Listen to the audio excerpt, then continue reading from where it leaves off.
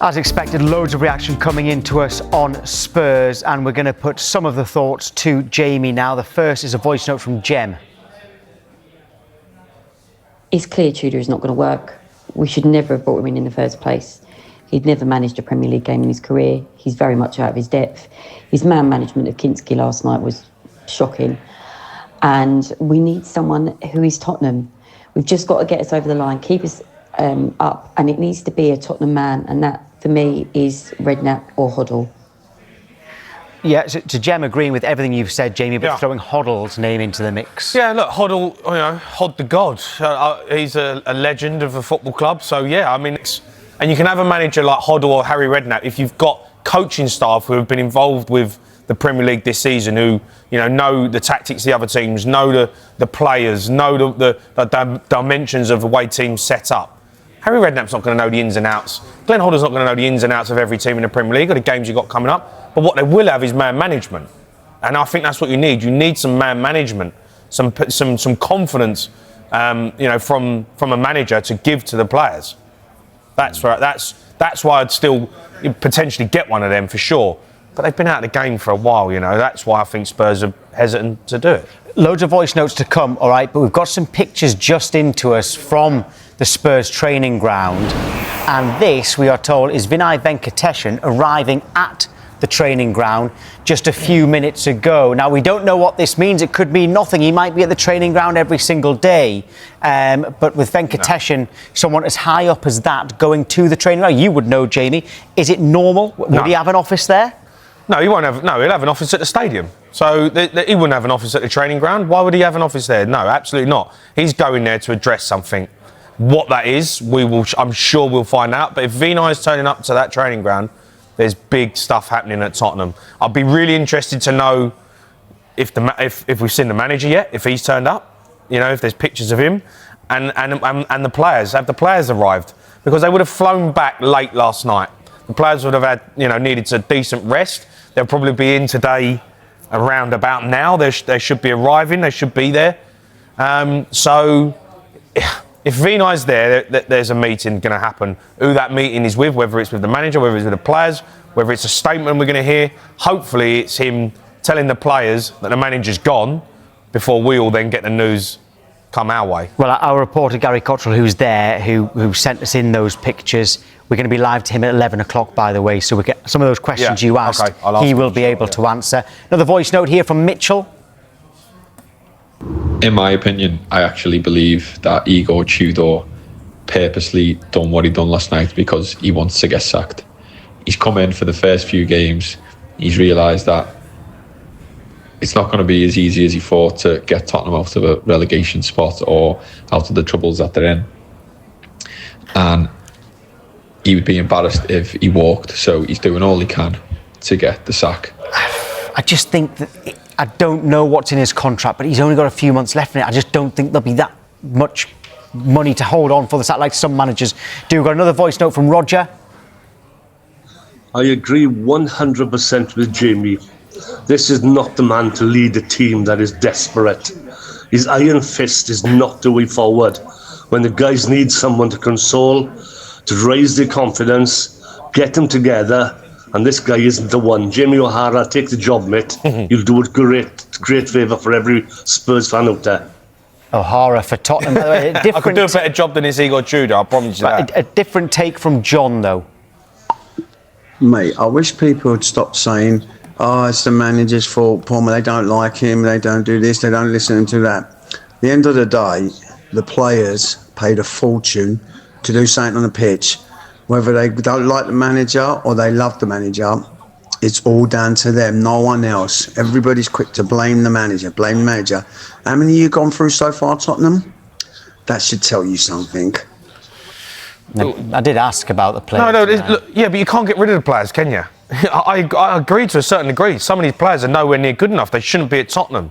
And there has to be an inquest into the mentality of this group and the fall off. It's unacceptable. But you can't get rid of the players now. But you've also, I've been in a dressing room and you can be around good players, but if your manager's just changing tactics You know, he's in disarray. He don't know what his best team is. He don't know what formation he wants to play. He's not building belief and confidence in and around the squad. It will, you know, roll over to the pitch. Pape Sarr's not a terrible player. Archie Gray's not terrible. You know, these players... Van de Ven is not a terrible player. He's putting in terrible performances. You know, so, yeah, like, of course, inquest, end of the season. Who's good enough to play for Tottenham? Hardly any of them. Get rid of a load of them. Change the mentality. But you've also got to have a manager in there who gives you belief and confidence, and this guy is not that. Today, while a bit reminiscent of Newcastle last season, I've never seen anything like it with regards to a goalkeeper being taken off and put in, and yeah, it's just an absolute horror. Should Kinski have been starting, or would you have kept Vicario? Do you know, I was a big advocate for trying something new. I don't think Vicario. I think he makes the back line look shaky at times with his playing out from the back with his feet. Although, you know, I'd only seen one game of Kinski, and that was against Liverpool, and he didn't play too badly in that game. So I think that's why a lot of the fans wanted him to come in. Was that not the game he got man of the match? Was not man of the match in that one? Yeah. Yeah, he was, okay. Are we basing this off the fact that the guy's played one game? He ain't played for 132 days. Jamie, I agree, but I'm also in the camp that I don't think Vicario is good enough either. No, of course he's not good enough, but Kinski ain't either. Neither of them are. Well, that's quite clear now. I mean, he wasn't ready. I think I agree with you. Champions League is not the place to put him in. I think Fulham or Crystal Palace, I would have tried him out there. I know those are big games as well, but if you're going to try the goalkeeper, do it there, not in the Wanda Metropolitano in Madrid. You know, bright lights. And like you said, one of the best teams in Spain. It's a bit of a silly move. And then the treatment of him, I totally agree.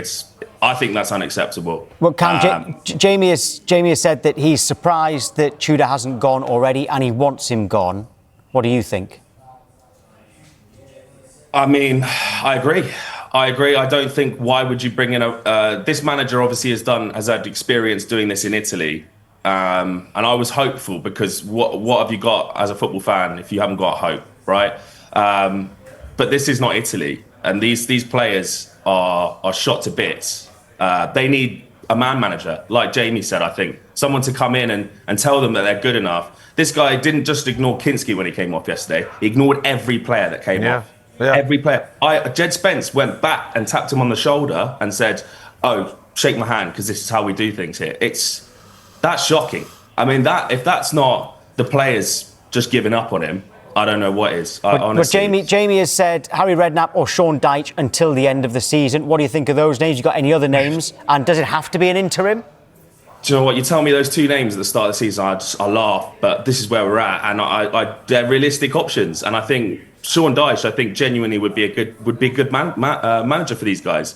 If Sean Dyche can go in like what Jamie said, make these players feel like they're the best players in the world. They're not terrible players. They're all going to jump this sinking ship and join top clubs. I'm sure of it. The big names in this team.